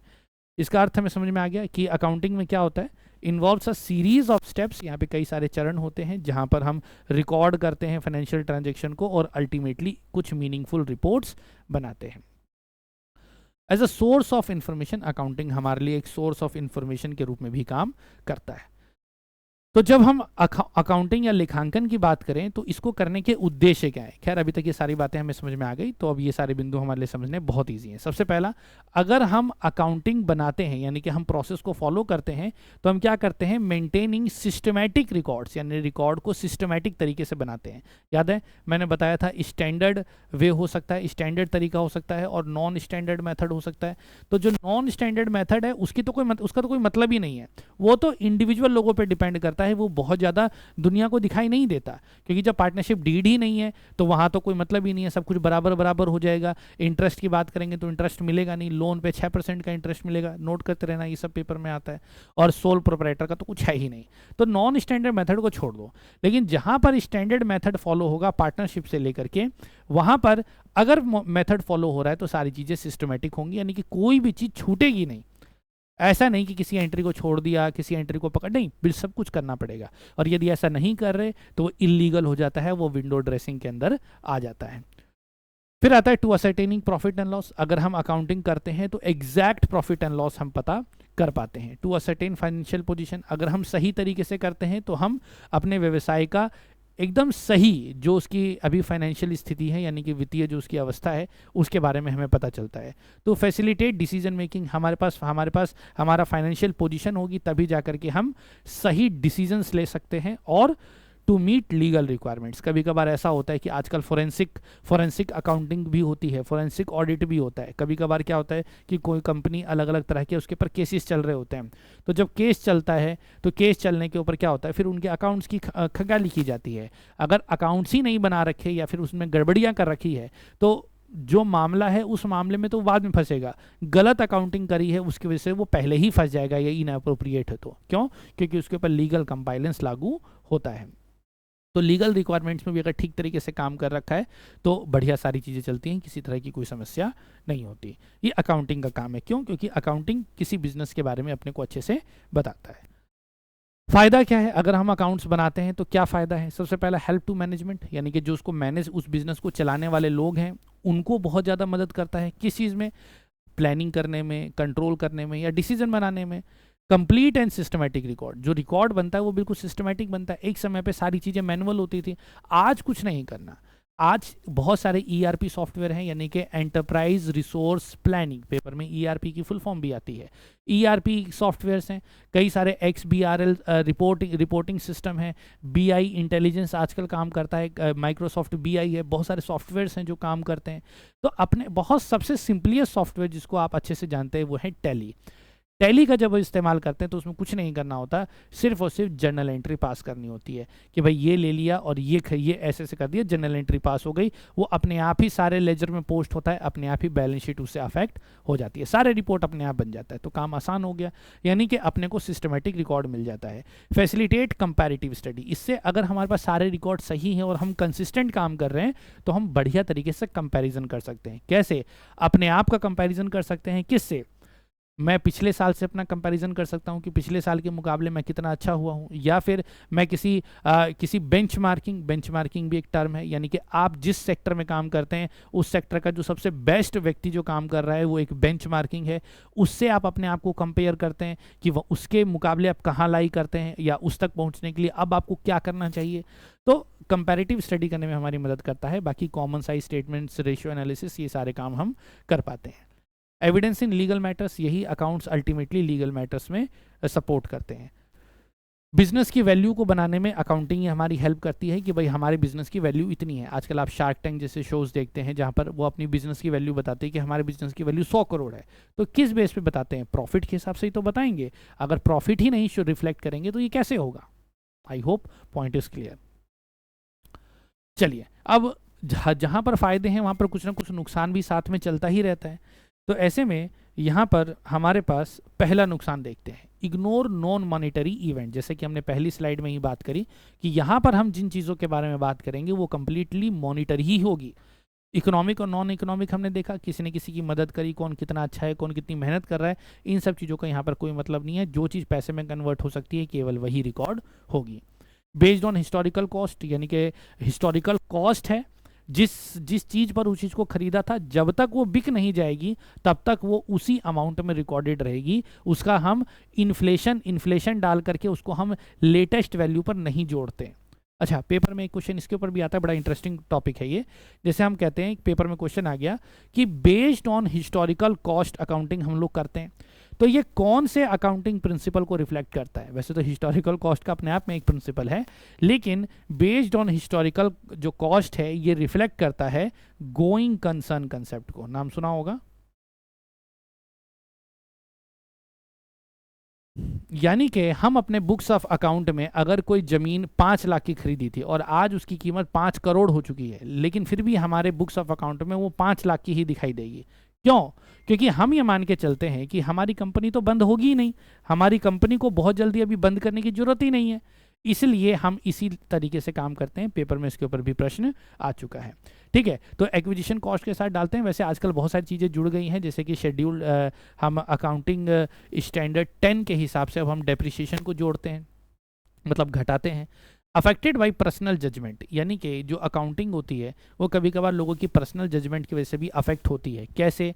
जैसे कि डेप्रिसिएशन का मेथड है, हम जानते हैं डेप्रिसिएशन के 2 मेथड से, अभी हम सिलेबस में भी देखेंगे, स्ट्रेट लाइन मेथड है और रिटर्न डाउन मेथड है। तो दोनों के अंदर अमाउंट तो डिफर होगा, तो मान के चलिए कोई कंपनी स्ट्रेट लाइन कर रही है, कोई रिटर्न डाउन कर रही है, तो दोनों के अकाउंट्स करने का तरीका अलग है और ऑब्वियसली बात है इससे इंटरप्रिटेशन बदलती है। ठीक है, तो ये एक लिमिटेशन है, यानी कि ये हम कह सकते हैं कि ये स्टैंडर्डाइजेशन नहीं है। खैर, दो चीज़ें, लिमिटेशन का मतलब ये नहीं कि ये खराब है, ये कुछ बातें हैं जो क्रिटिसिज्म के रूप में हम ले सकते हैं। Ignore price level changes, the effect of inflation जो है या डिफ्लेशन जो है, कोई चीज़ की कीमत कम हो गई है या ज़्यादा हो गई है, उससे कोई इम्पैक्ट नहीं पड़ता क्योंकि वो वहाँ पर हिस्टोरिकल कॉस्ट पे ही होती है। लेकिन मैं आपको बता दूं कि आज की डेट में इन्फ्लेशन अकाउंट भी साथ में काम करती है, इन्फ्लेशन अकाउंटिंग भी होती है। कभी कभार ऐसा होता है कि मान के चलो कि पिछले काफ़ी सालों तक प्राइस लगभग स्टेबल है, तो इन्फ्लेशन का बहुत ज़्यादा इम्पैक्ट पड़ा नहीं। लेकिन जब से हमने बिजनेस चालू किया और अब तक महंगाई बहुत ज़्यादा बढ़ गई है, तो ऐसे में कभी कभार पूरा रिकन्स्टिट्यूशन हम करते हैं और इन्फ्लेशन अकाउंटिंग का इस्तेमाल करके हम सबकी प्राइसेस को उस न्यू प्राइस लेवल पर सेट करते हैं। तो ये इस तरह की व्यवस्था भी है, लेकिन आमतौर पर लंबे समय तक हम उसको हिस्टोरिकल कॉस्ट पे ही रखते हैं, इसलिए उसको हमने लिमिटेशन में रखा है। हर साल हम उसको चेंज नहीं करते, क्योंकि हर साल अगर हमने एप्रिसिएशन और डेप्रिसिएशन हर एक चीज़ में लगा दिया तो हमारे एक्चुअल फाइनेंशियल यानी कि बिजनेस, जमीन खरीदने के लिए तो बिजनेस बना नहीं। उदाहरण के लिए मान के चलो कि एक कंपनी है, उसने एक लैंड खरीदी है 5 लाख रुपए की, उस 5 लाख रुपए पे उसने फैक्ट्री लगा ली, फैक्ट्री से उसका काम चल रहा है और फैक्ट्री से यानी कि बिजनेस ऑपरेशन से उसका प्रॉफिट हुआ मान के चलो 1 लाख का। लेकिन एक साल में उसके उस जमीन के पास से एक हाईवे निकल गया, तो हाईवे बनने की वजह से अब ये 5 लाख की जगह अब 15 लाख की हो गई, तो इसकी वजह से 10 लाख का प्रॉफिट हो गया, तो टोटल 11 लाख का प्रॉफिट हो गया। तो वो पड़ोसियों को ये थोड़ी बताएगा कि भाई मैंने तो 11 लाख का प्रॉफिट कमाया, मेरे पे ज़्यादा पैसा लगाओ। क्यों? क्योंकि ये जो 10 लाख का एप्रिसिएशन जो दिख रहा है उसको उसने बुक्स में रिकॉर्ड नहीं किया है। अगर वो रिकॉर्ड कर लेगा, तो अगर इन्फ्लेशन डाल के अगर कर देगा, तो अगर वो ऐसा करता है तो 10 लाख बढ़ना उसके नॉर्मल बिजनेस ऑपरेशन का हिस्सा नहीं है, तो वो बैलेंस शीट में 11 लाख का प्रॉफिट दिखाएगा। लेकिन 11 लाख की जो उसकी पोजीशन है वो एक्चुअल पोजीशन नहीं है। तो हर बार अगर हिस्टोरिकल कॉस्ट को जोड़ करके हम करंट कॉस्ट लगाने लग जाएंगे या करंट वैल्यू लगाने लग जाएंगे, तो बिजनेस ऑपरेशन की जो सही वैल्यू है वो हम पता नहीं कर पाएंगे। इस वजह से हम हिस्टोरिकल कॉस्ट का इस्तेमाल करते हैं, इसलिए ये लिमिटेशन भी है लेकिन इसके अपने काफ़ी फायदे भी हैं। तो अकाउंटिंग इन्फॉर्मेशन कितनी तरह की हो सकती है? ऐसा इन्फॉर्मेशन जो प्रॉफिट एंड लॉस से जुड़े हुए हो, ऐसी इन्फॉर्मेशन जो किसी कंपनी की फाइनेंशियल पोजीशन से जुड़ी हुई हो, और तीसरी इन्फॉर्मेशन वो जो उस कंपनी के कैश फ्लो से जुड़ी हुई हो। ध्यान रखना, profit and loss, financial position और कैश फ्लो तीनों अलग अलग चीज़ें हैं। कोई कंपनी बहुत ज़्यादा प्रॉफिट में है, इसका मतलब ज़रूरी नहीं है। मान के चलिए कोई कंपनी 1 लाख प्रॉफिट में है, 1 लाख प्रॉफिट में है, तो इसका ये कतई मतलब नहीं है कि उसके पास 1 लाख कैश पड़ा है, ऐसा कोई ज़रूरी नहीं है। क्या पता उसके पास करंट लाइबिलिटीज़ और ये सारी चीज़ें जोड़ करके वो 1 लाख प्लस में हो, और हार्ड कैश जो उसके पास पड़ा है, हो सकता है हार्ड कैश उसके पास केवल 10,000 हो, ऐसा हो सकता है।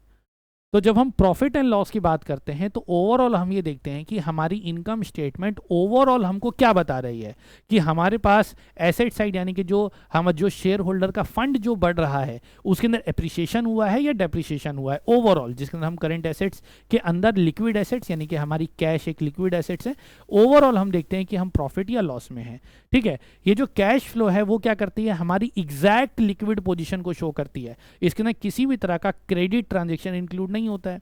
कैश फ्लो के अंदर अल्टीमेटली आखिरी में जो बैलेंस आता है कैश फ्लो, ठीक है, cash flow from operating activity, investing activity and financial activity, धीरे धीरे हम समझेंगे इस चीज़ को। कैश फ्लो के अंदर या तो प्लस का बैलेंस आएगा या माइनस का बैलेंस आएगा। माइनस का तो क्या ही आएगा, ठीक है। जो अगर प्लस का बैलेंस आपका आ जाता है, माइनस का मतलब ओवरड्राफ्ट में चले गए, प्लस का बैलेंस अगर आता है इसका मतलब क्या है कि आपके पास एग्जैक्ट आज की डेट में इतना पैसा आपके अकाउंट में पड़ा हुआ है। ठीक है, और information related to financial position, जैसे कि आपके पास कितनी संपत्ति है, कितनी उधारियां हैं, वो सारी चीज़ें उसके बारे में हमको पता चलता है। ठीक है, अब हम देखते हैं कि ये जो हम इतना रायता फैला रहे हैं या इतनी जो इन्फॉर्मेशन हम बना रहे हैं वो क्यों बना रहे हैं।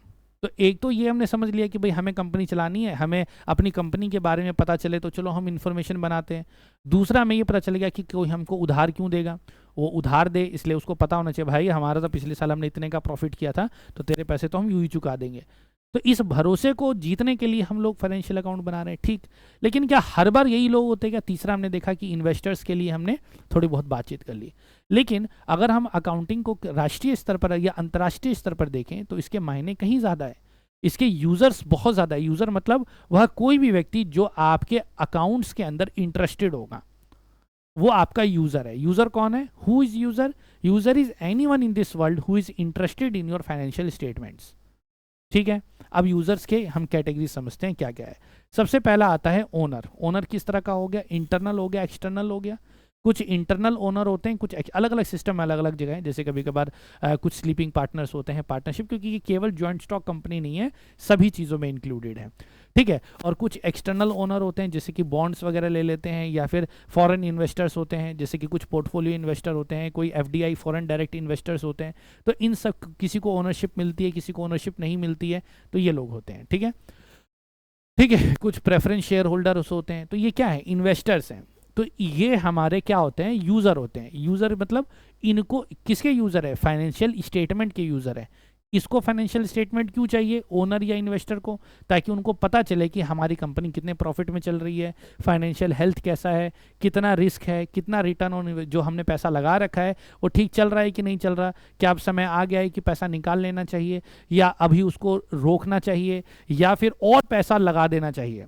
ये सारा जो डिसीजन है वो कौन लेता है? ये इन्वेस्टर ही तो लेगा। और इन्वेस्टर किसके बेस पे लेगा? फाइनेंशियल इंफॉर्मेशन के बेसिस पर ही लेगा।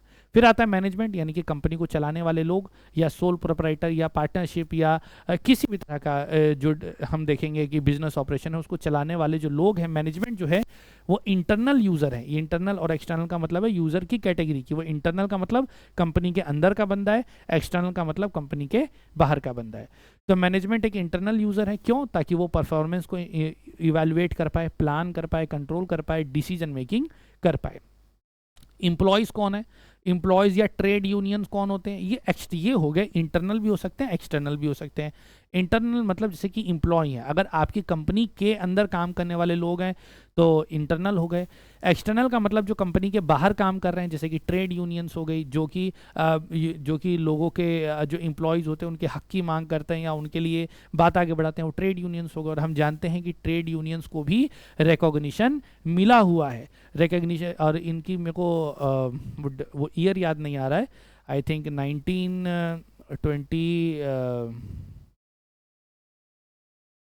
19 एक तो फैक्ट्रीज एक्ट 48 में आया, उसी के बाद आई थिंक यूनियंस बने थे। मुझे एग्जैक्ट डेट याद नहीं आ रही है, जब रिकैप आएगा तो मैं दोबारा बताऊंगा। खैर वो उसकी बातचीत हम आगे करेंगे। तो इनको चाहिए, इम्प्लॉयज़ को क्यों चाहिए? ताकि उनको पता चले कि भाई ये कंपनी चलेगी भी या नहीं चलेगी। मान लो जिस कंपनी में काम कर रहा हूँ और कंपनी का दिवाला पिटा हुआ है, तो भाई मैं क्या करूँगा? मैं दूसरी नौकरी के साथ में तलाश करता रहूँगा ना, कि भाई पता नहीं कि किस दिन यहाँ से नौकरी चली जाए, तो जब तक है तब तक है, नहीं तो मैं कहीं और अपनी नौकरी ढूंढता हूँ। अगर पहले मिल गई तो ठीक है, नहीं तो जैसे ही यहाँ पे गड़बड़ होगी मेरे पास एक प्लान भी होना चाहिए। लेकिन अगर कंपनी बहुत बढ़िया काम कर रही है तो मैं क्या काम करूँगा? मैं उसी कंपनी के अंदर और मेहनत करूँगा कि मुझे और अपर पोस्ट उसके अंदर मिले। तो इसके लिए चाहिए फाइनेंशियल स्टेटमेंट से ही तो ये पता चलेगा। और ट्रेड यूनियन वगैरह ये सब फिर क्या करते हैं कि भाई आप इतना पैसा कमा रहे हो और अपने एम्प्लॉय को इतनी कम सैलरी दे रहे हो, उनकी सैलरी बढ़ाओ या बोनसेस दो, उनको ज़्यादा टाइम काम मत कराओ, ये सारी चीज़ें काम ये करते हैं। और ये सब फाइनेंशियल स्टेटमेंट के बेसिस पे ही होता है। क्रेडिटर कौन? जैसे कि बैंक, लेंडर, सप्लायर। बैंक जिसने आपको लोन दिया है, लेंडर्स जिसने बैंक के अलावा कोई दूसरा व्यक्ति जिसने आपको पैसा दिया है, सप्लायर जिसने आपको माल दिया है और पैसे नहीं लिए हैं। तो इन लोगों को भी आपके फाइनेंशियल पोजीशन की ज़रूरत होती है, तो क्योंकि उसी के बेसिस पर ये आपकी क्रेडिट वर्दीनेस चेक करते हैं कि भाई ये बंदा पैसा वापस दे भी पाएगा कि नहीं दे पाएगा। अगर दे पाएगा तो आपको लगता है कि स्टेटमेंट अच्छी है तो और उधार देता है, और अगर नहीं, अगर लगता है कि गड़बड़ है तो अपने पैसे मांगने के लिए आपकी कंपनी तक बिकवा सकता है। ठीक है, फिर अब आते हैं गवर्नमेंट। गवर्नमेंट एक अपने आप में बहुत बड़ी एंटिटी है। गवर्नमेंट को आपके फाइनेंशियल स्टेटमेंट से केवल एक ही चीज़ का लेना देना है, और वो है टैक्स। उसको चाहिए पैसा। तो अब वो फाइनेंशियल स्टेटमेंट देखेगा, अगर प्रॉफिट है तो पैसा लेगा, और दूसरी तरफ वो ये भी देखेगा कि कहीं गड़बड़ तो नहीं कर रहा है। अगर गड़बड़ कर रहा है यानी कि टैक्स की चोरी कर रहा है तो उससे भी समस्या है। ये सारी चीज़ें ये रेगुलेट करते हैं। फिर आता है पब्लिक एंड कंज्यूमर्स। पब्लिक यानी कि आम जनता। The role of enterprise in economic stability and continuous supply of product, यानी कि जो आम जनता है जिसको केवल खाना खाना है, यानी कि उस चीज़ का कंज्यूम करना है, वो ये देखते हैं कि वो कंपनी कैसी चल रही है। अगर कंपनी बढ़िया चल रही होती है, उसका नाम बहुत अच्छा चल रहा होता है, तो लोग उसको यूज़ कर रहे होते हैं, नहीं तो धीरे धीरे हम उसको ख़त्म करने लगते हैं। जैसे कि एक मैगी का एक समय दौर आया था कि जिसके बारे में नेगेटिव पब्लिसिटी हुई, तो लोगों ने उसको कंज्यूम करना बंद कर दिया। वहीं दूसरी तरफ कुछ ऐसी चीज़ें भी होती हैं कि जिसकी फाइनेंशियल स्टेटमेंट थोड़ी डामाडोल सी होने लगती है, तो लोग उसका सामान खरीदना बंद कर देते हैं। कभी कभार उसका सामान आता है, नहीं आता है, इस तरह की दिक्कतें होती है। लेकिन अगर कोई कंपनी बहुत बढ़िया चल रही है तो लोग भी उसके अंदर बहुत ज़्यादा इंटरेस्टेड रूप से काम कर रहे होते हैं। अब हम बात करते हैं जो फाइनेंशियल रिपोर्ट्स होते हैं, यानी कि जो फाइनेंशियल रिकॉर्ड्स होते हैं, उनकी क्या खासियतें होनी चाहिए। पेपर में इसके ऊपर सवाल आता है। तो 4 मेजर कैरेक्टरिस्टिक्स हैं: रिलायबिलिटी, रेलिवेंस, अंडरस्टैंडेबिलिटी और कंपैरेबिलिटी। सबसे पहला आता है रिलायबिलिटी, यानी कि विश्वसनीय। विश्वसनीय का मतलब होता है कि कोई चीज़ का क्या करे, कंसिस्टेंट रिजल्ट रहे।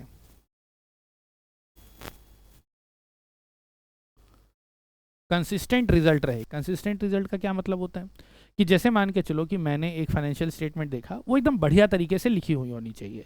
अब मैंने उस फाइनेंशियल रिकॉर्ड को देख करके मैंने क्या किया, मुझे ऐसा लगता है कि कंपनी की स्थिति तो बहुत अच्छी है। अब क्या हुआ, थोड़ी देर के बाद मैं दोबारा उसको देखता हूं तो मुझे लगता है कि इस कंपनी की स्थिति तो उतनी अच्छी नहीं है। थोड़ी देर के बाद मैं फिर देखता हूँ, फिर मुझे लगता है कि अरे इसकी नहीं, थोड़ी सी अच्छी है।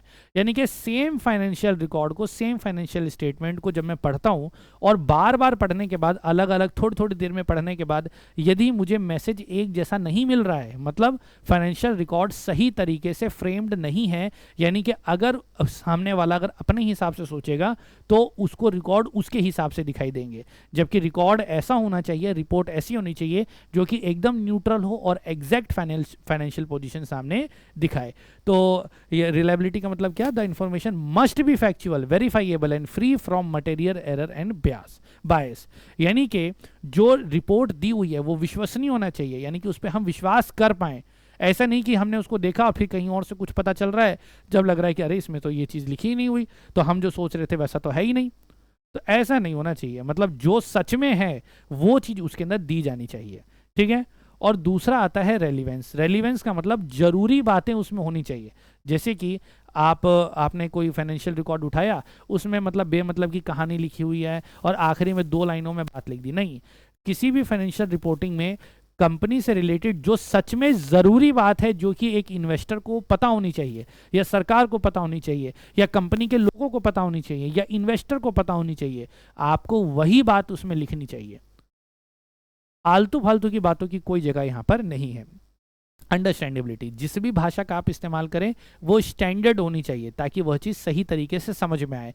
पता चले कि ऐसी भाषा में लिख दिया या ऐसे तरीके से लिख दिया, ऐसे मेथड का इस्तेमाल कर लिया जिस मेथड का कोई एक्सप्लेनेशन ही नहीं है। जैसे प्रॉफिट निकाल दिया, प्रॉफिट आपने स्टेटमेंट ठीक से बनाई नहीं और प्रॉफिट लिख देगी जी हम तो 10 लाख प्रॉफिट में, और आप देख रहे हैं कि कंपनी की हालत तो खस्ता है, और आपने मेथड लिखा ही नहीं कि कौन से मेथड का इस्तेमाल करके मैंने ये प्रॉफिट निकाला है। इसका मतलब आपकी बात अभी ठीक तरीके से समझ में नहीं आ रही है। फिर आता है कंपैरेटिबिलिटी, यानी कि स्टैंडर्ड फॉर्मेट में वो बना होना चाहिए, जो कि आज की डेट में अगर हम AS3 की बात करें या 26 की बात करें तो उसके हिसाब से स्टैंडर्ड फॉर्मेट बने हुए हैं, जिसके हिसाब से अकाउंट्स बनते हैं। तो ऐसे में कंपैरिजन आसान होता है, क्योंकि सेम फॉर्मेट को हम फॉलो करते हैं तो पिछले साल से कंपेयर कर सकते हैं या फिर किसी दूसरी कंपनी से भी कंपेयर कर सकते हैं, क्योंकि जो भी कंपनी होगी वो बनाएगी उसी ही तरीके से। तो फाइनेंशियल रिपोर्टिंग का अपना ये तरीका हो गया। अब हम बात करते हैं roles of accounting in business. Business में अकाउंटिंग का क्या रोल है, ये सब हम जान चुके हैं। पहला, ये क्या करता है, परफॉर्मेंस को मेजर करता है, ये रिसोर्स को मैनेज करता है, कि जैसे मैंने बताया कि अगर 5:1 करंट रेशियो आ रहा है और लिक्विड रेशियो 1:1 है, यानी कि बहुत सारा इन्वेंट्री अनसोल्ड पड़ा हुआ है, तो हमें उसके ऊपर देखने की ज़रूरत है। डिसीजन मेकिंग में सहायता करता है रिपोर्टिंग, यानी कि अपने सभी साथियों को रिपोर्ट पहुँचाने में बड़ी मदद करता है, जिससे बिजनेस अच्छे से चलता है। अब आता है बेसिक अकाउंटिंग टर्म, जिसके बारे में पता होना चाहिए। इससे रिलेटेड पेपर में क्वेश्चन आते हैं और ये मुझे लगता है इसमें से 90% चीज़ें आपको पता होंगी, तो ये मैं थोड़ा फास्ट कराता हूँ। पहला आता है बिजनेस ट्रांजैक्शन। बिजनेस ट्रांजैक्शन मतलब कोई भी इकोनॉमिक एक्टिविटी, जो कि मैंने सबसे पहले आपको बताई, कोई नॉन इकोनॉमिक एक्टिविटी होगी तो वो बिजनेस ट्रांजैक्शन नहीं है। दोस्ती, प्यार, वो सब इसमें नहीं आता। किसी भी तरह का कोई इकोनॉमिक इवेंट होगा तो वो बिजनेस ट्रांजैक्शन है। एंटिटी का मतलब क्या है, एक डिस्टिंक्ट यूनिट है जो अकाउंटिंग रिकॉर्ड है। और ध्यान रखिएगा, एंटिटी को हम लोग क्या करते हैं, जैसे कि टैली के केस में, टैली के केस में भी एक एंटिटी होती है, ठीक है। तो एंटिटी, कोई भी एक हेड जो होगा उसको हम एंटिटी कहेंगे। जैसे कि परचेज अपने आप में एक एंटिटी है, यानी कि जिसकी अपने आप में एक पहचान है, वो एक एंटिटी है।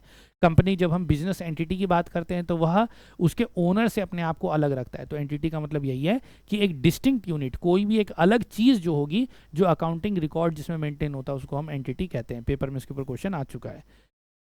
कैपिटल कौन है, कैपिटल जो ओनर या कहीं से भी पैसा जो कंपनी में आता है वो कैपिटल होता है। ड्राइंग, कंपनी से जो पैसा बाहर निकलता है यानी कि जो उसके पार्टनर पैसा निकालते हैं वो ड्राइंग्स हो जाती है। लायबिलिटीज़ मतलब क्या है, ऐसी ऐसी देनदारियाँ टाइप की कोई चीज़ है, मान के चलो कि हमारी जिम्मेदारियां हैं जिससे हमने बाहर से कोई उधार ले रखा है, या अगर हमने पैसा किसी और से ले रखा है तो वो देनदारी है, यानी कि कंपनी के ऊपर जो लीगल रिस्पॉन्सिबिलिटी है कि जो पैसा उसने लिया है वो उसको वापस करना है, वो लाइबिलिटी है। उदाहरण के लिए बिजनेस एंटिटी कंसेप्ट का हम इस्तेमाल करते हैं। अगर कंपनी को जो हमने पैसा लगा रखा है, यानी कि कंपनी के मालिक ने भी अगर पैसा लगा रखा है, तो वो कंपनी के लिए वो जिम्मेदारी है कि उसको वो पैसा उसको वापस करना पड़ेगा at the time of liquidation, तो लाइबिलिटी हो गई। लाइबिलिटी दो तरह की हो सकती है, नॉन करेंट और करेंट। नॉन करेंट आजकल जो फिक्स्ड लाइबिलिटीज पहले हम कहते थे, अब उसकी जो टर्म है नॉन करेंट लाइबिलिटी हम उसको कहते हैं। नॉन करेंट का मतलब कि जो फिक्स्ड है, यानी कि लंबे समय तक, ये ड्यूरेशन के आधार पर है, यानी कि ऐसी देनदारियां जो बहुत लंबे समय के लिए होती हैं वो हमारी नॉन करेंट लाइबिलिटीज़ में आती हैं। उदाहरण के लिए जैसे कि हमने कोई लॉन्ग टर्म लोन ले रखा है या शेयर को इशू कर रखा है, ये सारी लॉन्ग टर्म लाइबिलिटीज़ हैं, बहुत जल्दी इसको चुकाने की ज़रूरत नहीं है। कुछ करंट लाइबिलिटीज़ होती हैं जो कि आमतौर पर 12 महीने से कम की होती हैं। ये छोटी मोटी जैसे करंट लाइबिलिटीज़ में छोटी आउटस्टैंडिंग एक्सपेंसेस वगैरह जो होते हैं वो सब हमारे इसके अंदर आ जाते हैं, जैसे कि बिल्स पेबल हो गए, क्रेडिटर हो गया, बैंक ओवरड्राफ्ट हो गया, ये सब हमारी करंट लाइबिलिटीज़ होती हैं। एसेट्स की बात करें तो एसेट्स मतलब इकोनॉमिक रिसोर्सेज हैं जो कि कोई बिजनेस ओन करता है। एसेट्स यानी कि जिसके ऊपर उसका अधिकार है कि जब बिजनेस लिक्विडेट होता है तो उसी को बेच करके पैसा आता है, तो एसेट मतलब जिसको बेच सकते हैं। उदाहरण के लिए उसकी प्लांट हो गई, मशीनरी हो गई, लैंड हो गया, और जितने भी एसेट्स उसके पास पड़े हैं, चाहे अनसोल्ड स्टॉक है, वो सारा बिका के लिक्विडेशन के टाइम पे जो पैसा आता है उसी से रियलाइजेशन होता है। तो एसेट्स कोई भी वो चीज़ हो सकती है। तो एसेट भी दो तरह की होंगी, एक नॉन करेंट या करेंट एसेट्स। नॉन करेंट मतलब जैसे कि फिक्स्ड एसेट्स, जैसे कि हम बात करें कि जिसको जो रीसेल के लिए नहीं होती, आमतौर पर ये रीसेल के लिए नहीं होती, ये लिक्विडेशन पे ही इनको ख़त्म करते हैं, या फिर ये डेप्रिशिएट होकर के स्क्रैप में चली जाती हैं।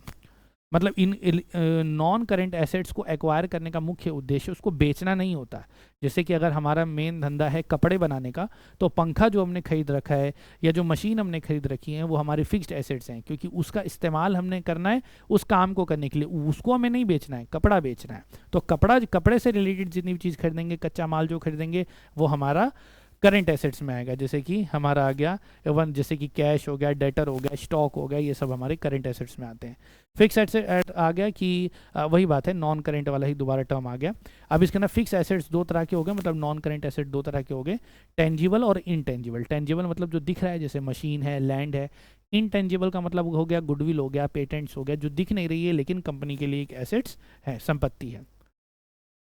एक्सपेंडिचर की बात करें तो एक्सपेंडिचर मतलब कोई भी खर्चा जिसमें कैश का आउटफ्लो होता है वो एक्सपेंडिचर होता है। एक्सपेंडिचर में दो तरह के हो गए, कैपिटल और रेवेन्यू। कैपिटल का मतलब ऐसा खर्चा जो किसी लॉन्ग टर्म आइटम को एक्वायर करने के लिए किया जाता है, जैसे प्लांट मशीनरी, या फिर जैसे कि मशीनरी खरीद ली या लैंड खरीद लिया या कहीं पर इन्वेस्टमेंट कर दी, वो कैपिटल एक्सपेंडिचर होता है। रेवेन्यू एक्सपेंडिचर मतलब छुटपुट खर्चे, एक्सपेंस टाइप की जो चीज़ें होती हैं, जैसे कि रेंट हो गया, सैलरी हो गया, ये सारी चीज़ें इसमें आती है।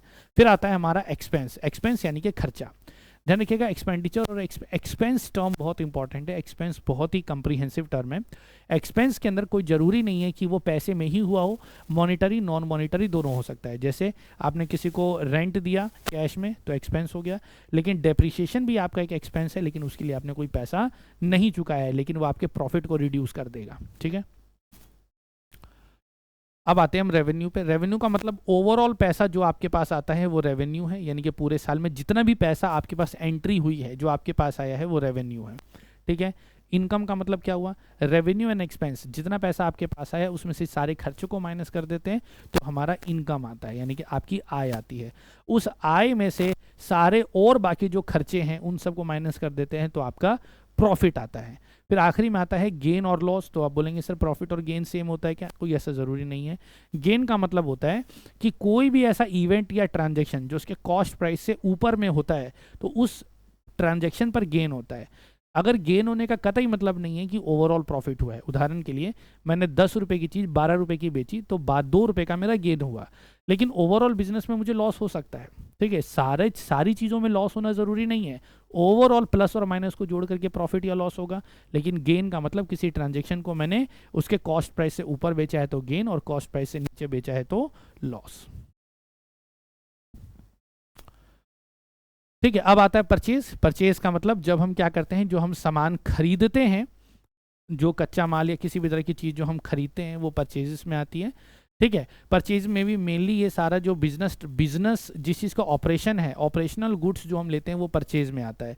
अब जैसे मान के चलो हमने मशीनरी भी खरीदी है, लेकिन मशीनरी का खरीदना परचेज में नहीं आएगा, है वो परचेज ही, लेकिन परचेज अकाउंट में नहीं आएगा। क्यों? क्योंकि वो फिक्स्ड है।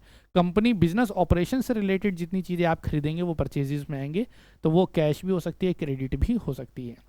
सेल्स भी उसी तरीके से है, जो ऑपरेशनल चीज़ें जो आप बेचते हैं, चाहे कैश में बेचे चाहे क्रेडिट में, सेल्स होगी। गुड्स का मतलब वो सामान है। स्टॉक मतलब जो आपका पड़ा हुआ सामान है, यानी कि जो आपका वर्क इन प्रोग्रेस है, फिनिश्ड गुड्स, इन सब में हम इसको जोड़ सकते हैं।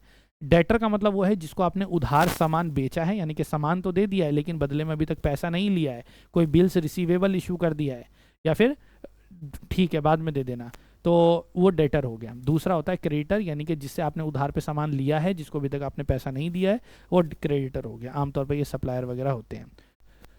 फिर आता है वाउचर, जैसे कि मैंने आपको शुरू में बताया था कि जैसे कैश मेमो वगैरह हो गया, ये वाउचर्स होते हैं, ये एविडेंस होते हैं किसी भी प्राइम जर्नल एंट्री का। बुक्स ऑफ ओरिजिनल एंट्री, यानी कि जर्नल बुक में जो पहली एंट्री होती है वो वाउचर के बेसिस पर ही होती है। वाउचर्स नहीं होंगे तो फर्स्ट एंट्री नहीं होगी। वाउचर क्या होते हैं कि एविडेंस होते हैं, रिटर्न डॉक्यूमेंट होता है। डिस्काउंट का मतलब किसी चीज़ पे जो आपने डिस्काउंट दिया, जो भी मार्क्ड प्राइस है जिस पे आप बेच रहे हैं उससे जब आप कम लेते हैं तो उसके बीच का जो डिफरेंस है वो डिस्काउंट है। तो डिस्काउंट दो तरह के हो गए, ट्रेड डिस्काउंट और कैश डिस्काउंट। ट्रेड का मतलब जब आप खरीदने गए तो आपको उतने में मिल गया। उदाहरण के लिए आपने देखा कि कोई चीज़ 100 रुपये की मिल रही थी, आपको वो 80 में मिल गई, तो आपको 20 रुपये का जो डिस्काउंट मिला, इसको ट्रेड डिस्काउंट बोलते हैं। तो trade discount books of entry में रिकॉर्ड नहीं होती, क्योंकि मैं मान के चलो कहीं पे गया सामान खरीदने के लिए, उसकी कीमत 100 रुपये थी, मुझे वो 80 में मिल गई, तो मैंने 80 का सामान लिया, 80 का सामान खरीद लिया। मेरे रिकॉर्ड में जैसे मान लो कोई अगर मान लो अगर प्लांट एंड मशीनरी आई है या स्टॉक आया है, तो स्टॉक अगर स्टॉक आया है तो स्टॉक मेरा यहाँ पर बढ़ जाएगा और कैश मेरा घट जाएगा 80 रुपये से। डिस्काउंट की कोई एंट्री नहीं होगी। लेकिन अगर हम कैश डिस्काउंट की बात करें तो ये क्या होता है, ये एक ऐसा डिडक्शन होता है जो कि हम कस्टमर को देते हैं अगर वो प्रॉम्प्ट पेमेंट कर देता है तो। कैश डिस्काउंट, ट्रेड डिस्काउंट का मतलब जब आप सामान खरीद रहे हो तब, लेकिन जब आप सामान बेच रहे हो उस समय जो आप डिस्काउंट देते हो तो वो आपके लिए लॉस है। कैसे? जैसे कि मान के चलो कि आपके पास 100 रुपये आपको लेने हैं, आप कोई सामान जो है कोई आपका स्टॉक है, तो मान के चलो स्टॉक चला गया यहाँ पे 100 रुपये का आपका चला गया। आपने बोला कि अगर आपने अभी पेमेंट कर दी ना तो मैं 95 रुपये का दे दूंगा, तो कैश तो आपके पास डेबिट हो गया 95 का, तो 5 रुपये का आपका कैश डिस्काउंट हो गया 5 रुपये का, जो कि आपका क्या है, लॉस है। तो 3 गोल्डन रूल्स तो आप जानते हैं, डेबिट वाला, debit what comes in, credit what goes out, वो हम अगले लेक्चर में जानेंगे। यहाँ तक जब आप कंप्लीट कर लेते हैं तो आप यकीन मानिए कि आपका चैप्टर 1 अच्छे तरीके से कंप्लीट हो गया है और ये डेमो भी आपका कंप्लीट हो गया है। उम्मीद करता हूँ कि सत्र आपको अच्छे से समझ में आया होगा। यहाँ पर आप मेरी वैल्यू को थोड़ा कम जज कीजिएगा, कोशिश करना कि कंटेंट आपको कितना समझ में आया। लग रहा है कि ठीक तरीके से समझ, जैसे जो कि मुझे पता है कि जो अभी हम जो काम कर रहे हैं वो बेस्ट से भी बेस्ट लेवल का है, क्योंकि ये पूरे देश में फ़िलहाल कोई नहीं कर रहा है। एंड ये बहुत ही वेल रिसर्च्ड थिंग्स हैं जो मैं आपके साथ कर रहा हूँ। यहाँ पर जो मैं आपके साथ बात कर रहा हूँ यूँ ही नहीं कर रहा हूँ।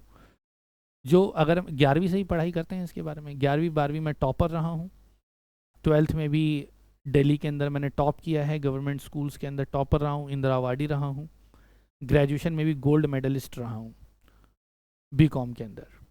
तो ऐसे में जब आप मेरे साथ काम करेंगे तो एक बेहतर अंडरस्टैंडिंग के साथ काम करेंगे।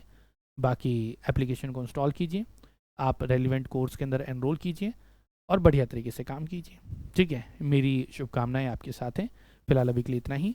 सी you in class, see you in course. Thank you. जय हिंद, जय भारत।